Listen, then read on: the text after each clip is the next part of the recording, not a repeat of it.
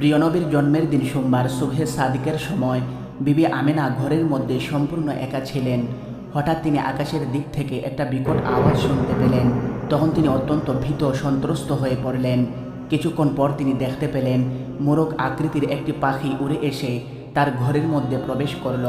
অতঃপর পাখিটি তার একটি পালক দিয়ে আমেনার মাথায় স্পর্শ করল। ফলে তৎক্ষণাৎ আমেনার অন্তর থেকে সমস্ত ভয় ভীতি দূর হয়ে যায় এবং তিনি বেশ আনন্দ ও আরাম বোধ করতে লাগলেন। তখন পাখিটি কিছু মিষ্টি জাতীয় খাদ্য আমেনার মুখে তুলে দিল। অতঃপর পাখিটি পুনরায় আকাশের দিকে উড়ে চলে গেল। পাখিটি চলে যাওয়ার পর হঠাৎ একজন সুন্দর যুবক আমেনার ঘরে হাজির হলেন। তার হাতে ছিল একটি শরবতের গ্লাস। যুবকটি বিবি আমেনাকে বলল, হে আমেনা, আপনি এই শরবতটি পান করুন। তখন বিবি আমেনা যুবকটির কথা মতো শরবত পান করলেন। শরবতটি ছিল অত্যন্ত মিষ্টি এবং দুধের মতো সাদা।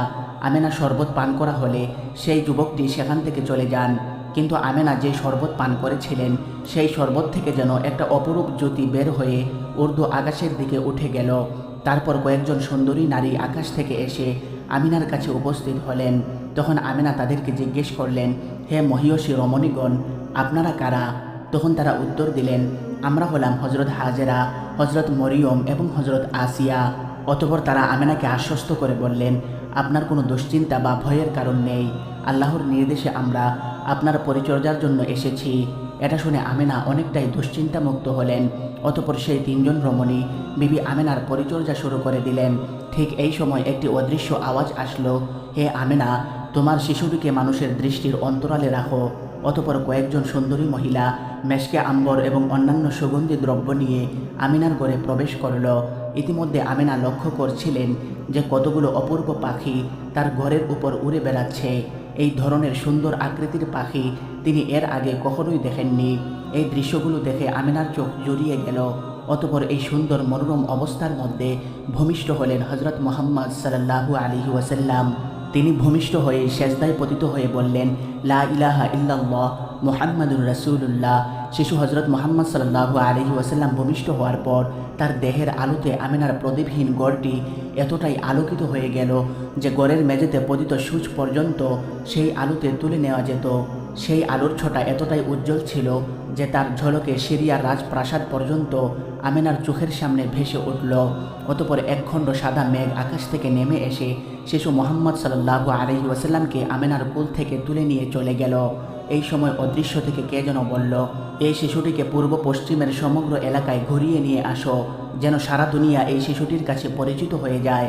শিশু মুহাম্মদ সাল্লাল্লাহু আলাইহি ওয়াসাল্লামকে সেই মেঘখণ্ডগুলো নিয়ে যাওয়ার পর বিবি আমেনা একাই ঘরের মধ্যে বসে থেকে চিন্তায় বিভোর হয়ে পড়লেন। হাজারো প্রশ্ন তার মনে উকি দিতে লাগলো। কিছুক্ষণ পর সেই সাদা মেঘখণ্ড ফিরে এসে শিশু মুহাম্মদ সাল্লাল্লাহু আলাইহি ওয়াসাল্লামকে আবার আমেনার কোলে ফিরিয়ে দিয়ে চলে গেল। বিবি আমেনা তখন দেখলেন সূর্যলোকের মতো সুন্দর চেহারা বিশিষ্ট তিনজন লোক এসে আমেনার কাছে দাঁড়ালেন।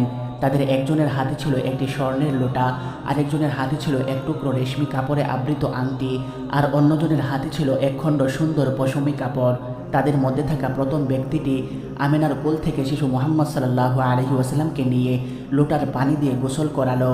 দ্বিতীয় ব্যক্তি রেশমের কাপড়ের ভিতর থেকে আংটিটা বের করে তার দুই কাঁধের মাঝখানে একটি ছাপ দিয়ে দিল। অতঃপর তৃতীয় ব্যক্তি তার হাতে রাখা পশমি কাপড়ে পেঁচিয়ে শিশু মুহাম্মদ সাল্লাল্লাহু আলাইহি ওয়াসাল্লামকে আবার আমেনার কোলে ফিরিয়ে দিলেন।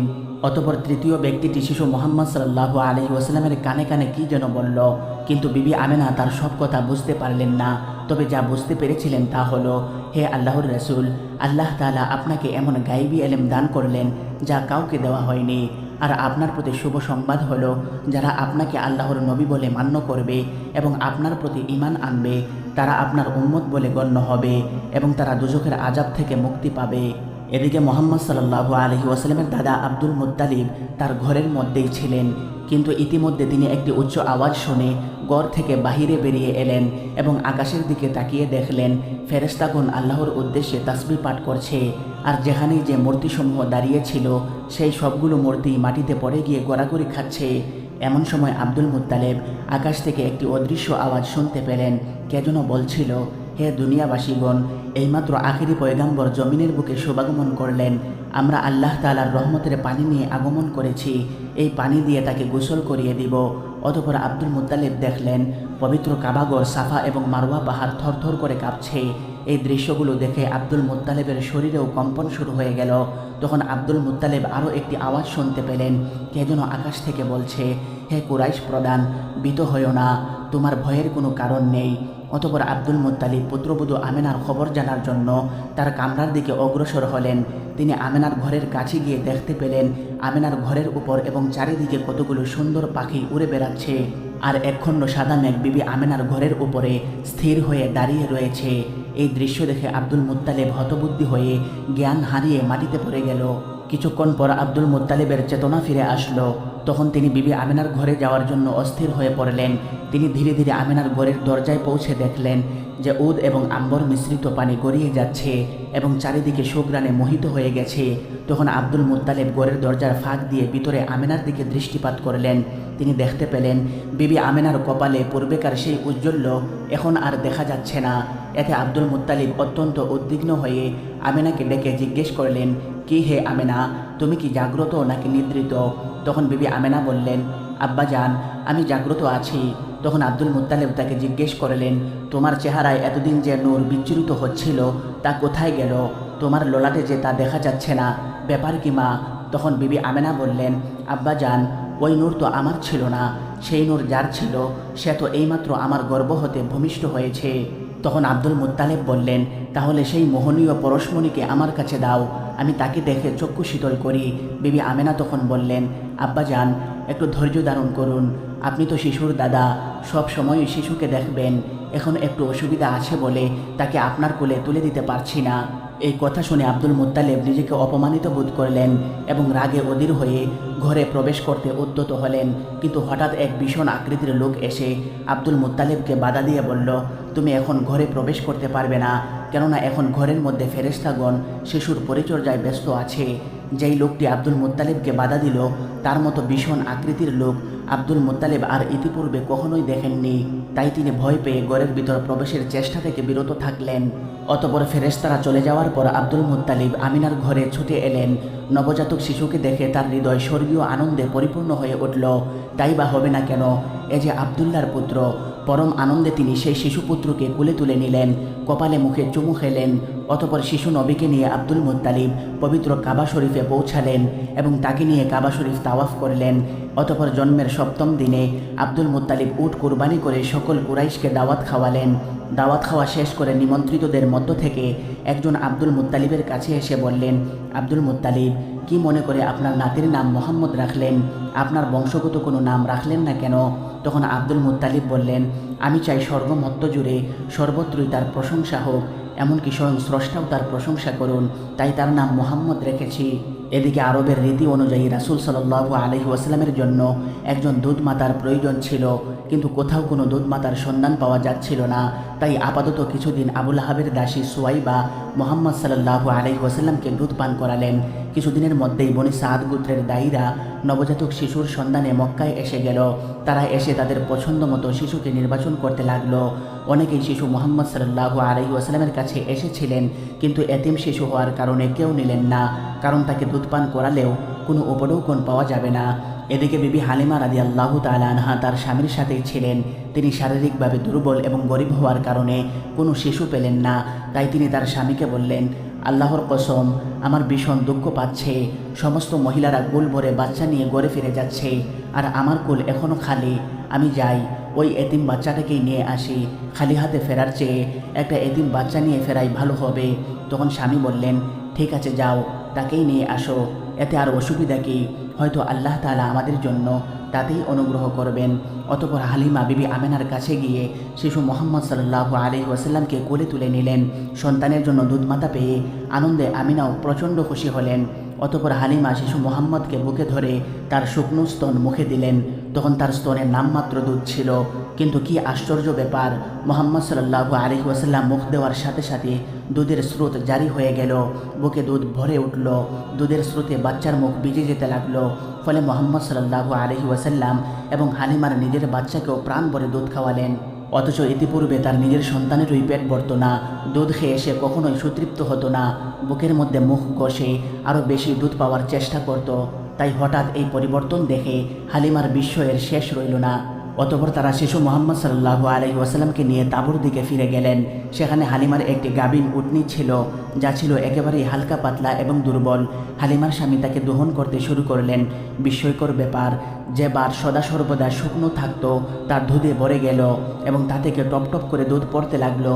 দহন শেষ করে হালিমার স্বামী তা পান করলেন এবং হালিমাও নিজের পেট ভরে পান করলেন।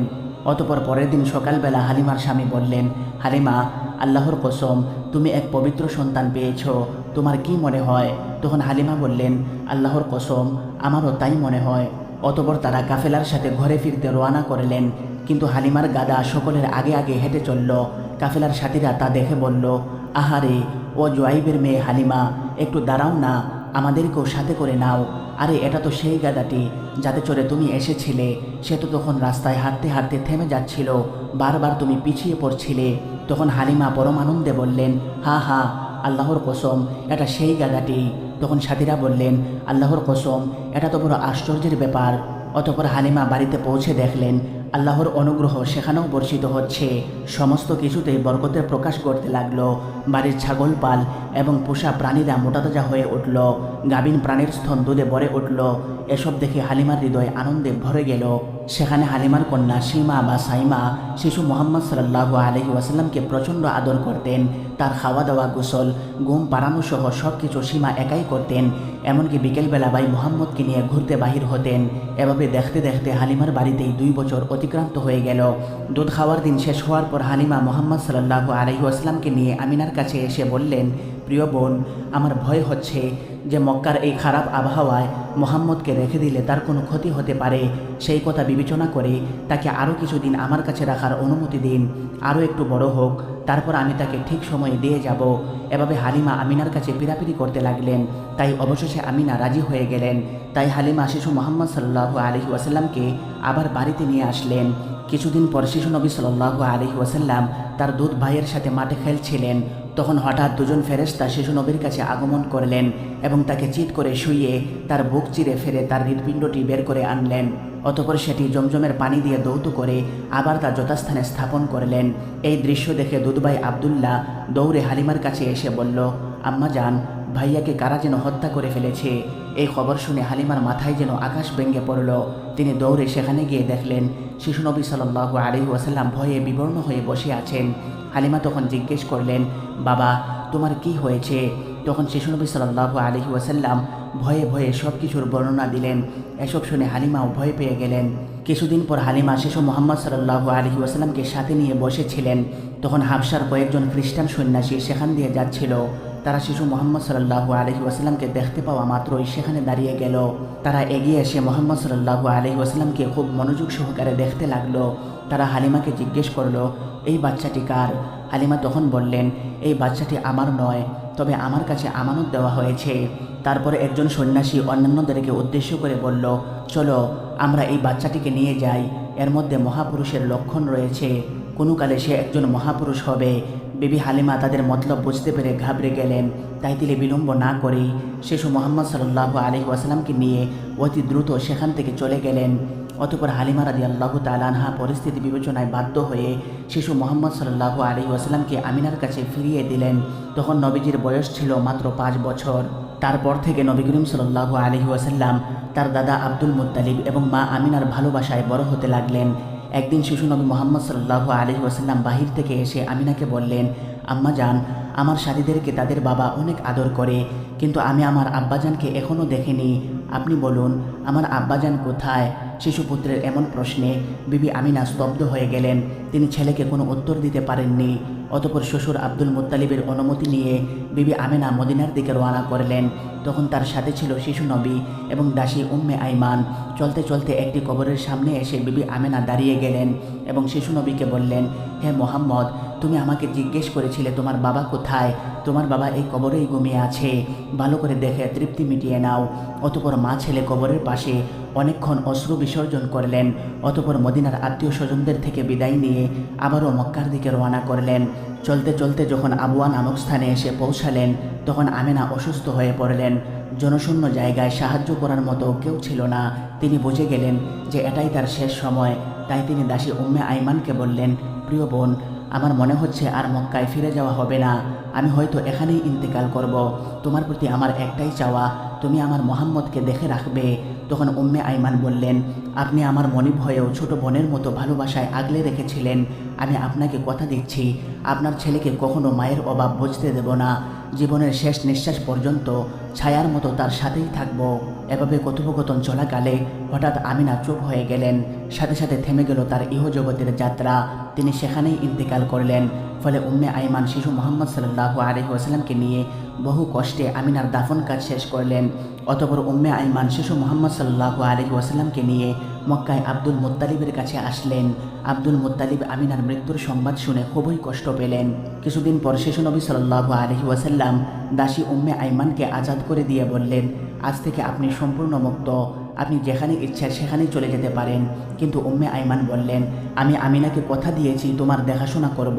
আমি এই কথার এক চুলো এদিক সেদিক হতে দিব না। যতদিন আমার প্রাণ আছে আমি তোমাকে ছেড়ে কোথাও যাব না। ফলে উম্মে আইমান আজাদ হওয়ার পরও নবী মোহাম্মদ সাল্লাল্লাহু আলাইহি ওয়াসাল্লামকে ছেড়ে গেলেন না। আসলে উম্মে আইমান এমন একজন মহিয়সী নারী ছিলেন যিনি নবীজির জন্ম থেকে মৃত্যু পর্যন্ত দেখেছিলেন। তিনি সর্বদা মায়ের মমতা দিয়ে নবীজিকে আগলে রেখেছিলেন। নবী করিম সাল্লাল্লাহু আলাইহি ওয়াসাল্লামও তাকে প্রচণ্ড শ্রদ্ধা করতেন। তাকে আসতে দেখলে নিজের শরীরের চাদর মাটিতে বিছিয়ে পাশে বসাতেন এবং তাকে উম্মি অর্থাৎ আমার আম্মাজান বলে ডাকতেন। যেখানে নবীজির স্বভাব ছিল তিনি যতটুকু ইচ্ছে খেতেন, এর চেয়ে বেশি খাওয়ার জন্য বললে তিনি রেগে যেতেন। সেখানে এই উম্মে আইমান নবীজিকে জোর করে খাওয়াতেন। নবীজি খেতে না চাইলেও তিনি বলতেন, মোহাম্মদ আর একটু খাও। নবী করিম সাল্লাল্লাহু আলাইহি ওয়াসাল্লাম তখন রাগ তো করতেনই না, উল্টো মুচকি হাসি দিয়ে আবার খেতে শুরু করতেন। আসলে জন্ম না দিয়েও যে মা হওয়া যায় সেটা উম্মে আইমান ভালোভাবেই প্রমাণ করেছিলেন।